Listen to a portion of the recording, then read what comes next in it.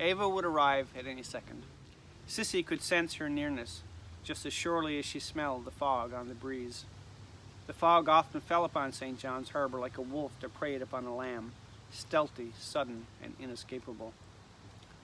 With a shudder, she returned to the house, squeezed shut the patio door, and slipped off her sneakers to relish the pad of her naked soles on the hardwood floor. She sat in the living room beside the unlit fireplace, clenched her toes, and within a few seconds the doorbell rang. Before she'd even stood to answer, it rang again. Sissy walked to the door and opened it.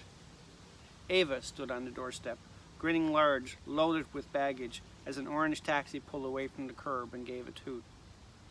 "I wasn't sure where I put my key," Ava explained, as she bustled across the threshold and dropped her purse, 2 suitcases, and shoulder bag at the foot of the stairs. She wrapped her arms around Sissy before standing back and holding her at a distance to assess her. Ava's glance was distracted by the full-length mirror, affixed to the wall at the bottom of the stairs, beside the deacon's bench. She stared at the looking glass for a few seconds, smiled at her reflection, then returned her attention to Sissy. Sissy noted Ava's black velvet cloak, its hood flattened across her shoulders to display its royal purple lining. She also took note of the forest green t-shirt with the black pentagram, and below it, in gold letters, "My karma ran over your dogma." The silver pendant in the shape of yet another pentagram had been a birthday gift from Sissy, and it pleased her to see Ava wearing it. "I like what you've done with the old man," Ava said in an excited announcer's voice, as if Sissy were a prize winner. "Very rustic." "I haven't done a thing with it," Sissy replied. She took a step back and folded her arms across her chest. No doubt the family home was getting older. The manse, as Ava called it, had become a handful. She'd been letting it go, but now that her sister was here, she regretted the pockmarked siding, cracked basement concrete, and flapping shingles. Through the open door behind Ava, Sissy could see the green picket fence that leaned toward the road in a vain attempt to extract itself from the property, and she had a partial view of the slender maple that reached skyward, likewise thwarted. The sun's rays, refracted through clusters of leaves, blinded Sissy with their diffused, verdant brilliance. "What's that smell?" Ava asked as she shut the door with a backward kick and another glance into the mirror. This time she curled a strand of blonde hair behind her right ear and leaned into the reflection to check her lipstick. "It's like something crawled under the floorboards and died." "I can't smell it." Sissy rubbed her eyes, then blinked as she waited for the floating spot to dissipate. "Oh, maybe it's just me." Ava grimaced, then produced a smile. "It's great to see you." "You too." Sissy again hugged her older sibling and wondered when she dyed her hair. The Hush sisters had always been brunettes. Still, Ava's hair looked youthful and bright, and Sissy suddenly wished she had at least showered. It's been too long. 2.5 years, first time since Mom's funeral. Ava's eyes glistened as she pulled back to see her sister's angular face. "But I'm glad you finally decided to deal with all this. It'll be good for you. And I've been waiting since Dad died." "I needed to be ready," said Sissy. "I wondered if you ever would be." Ava brushed a hand through her blonde locks, sweep them from her forehead. "I'd love coffee. It was a long trip." Sissy fixed the tea. Red mug for Ava and black one for Sissy, and brought her to the table where she took up her favorite seat in the entire house.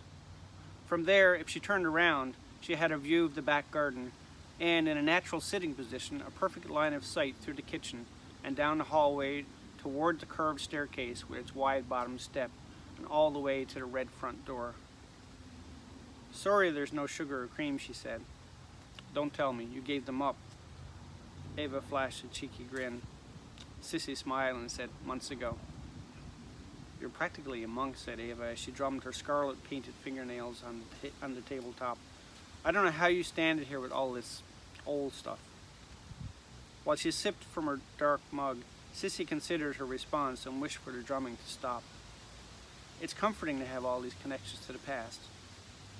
Ava's red lipstick mouth appeared to form a question, but instead of speaking, she closed her eyes and tilted her head back. "Listen." Ava paused, allowing the natural world to have its say. the crick-crack of the walls and floorboards whenever the wind gusted, the long, inquisitive trill of a robin redbreast in one of the trees, and the chitter of a squirrel. It's like discordant music, she smiled. The old place has its charms, Sissy said. Ava composed herself, willing the humor from her business blue eyes. You know I couldn't live here. I'm not in favor of selling, Sissy said as she fingered the handle of her mug. I told you already. But you can't afford to keep it up, not by yourself. Ava sipped her tea. I don't know how you live in this old city. Old, old, old, said Sissy. That's all you ever say about things around here. The house is too old, the city's too old, our father's too old to keep living here. I still think he would have been better off at the old folks' home till the end. We both would have been better off if he'd stayed there. Sissy could feel herself hardening, on the verge of closing herself off and shutting down. But I had nightmares about him, especially after Harry. Well, anyway, now we're deciding this together. It's an old house, Sissy. It's too big for you. You told me yourself you can't afford to run it, financially or otherwise. Ava glanced past Sissy and toward the garden, out to where the bright yellow sunflower heads bobbed in agreement with the late summer breeze. It's as much mine as yours, I have a say. But I can't see it as a bed and breakfast.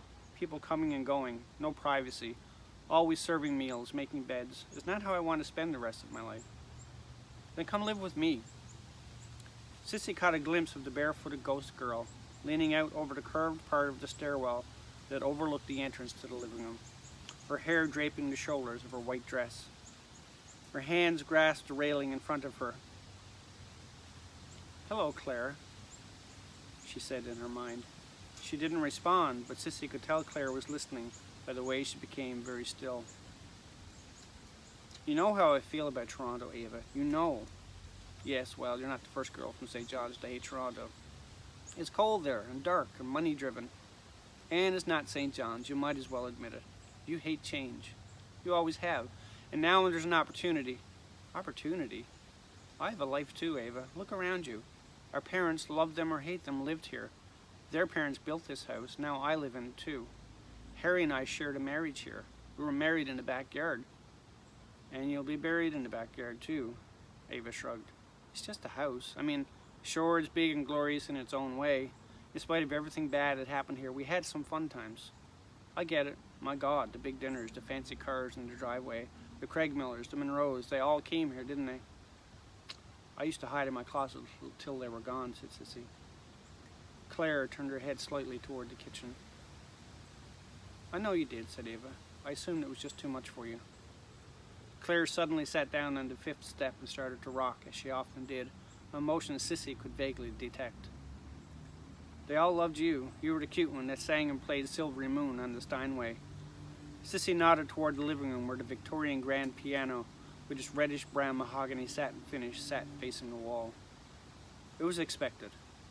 A shadow crossed Ava's face, which caused Sissy to study her older sister, the unexpected softness of her features, especially the crow's feet. The blonde hair suited her, she supposed. You could have played too, Ava continued. You play beautifully. I didn't want to. That was your choice, Ava grinned. Amazing Grace, I remember. You played lots of hymns and Irish music. Sissy shrugged.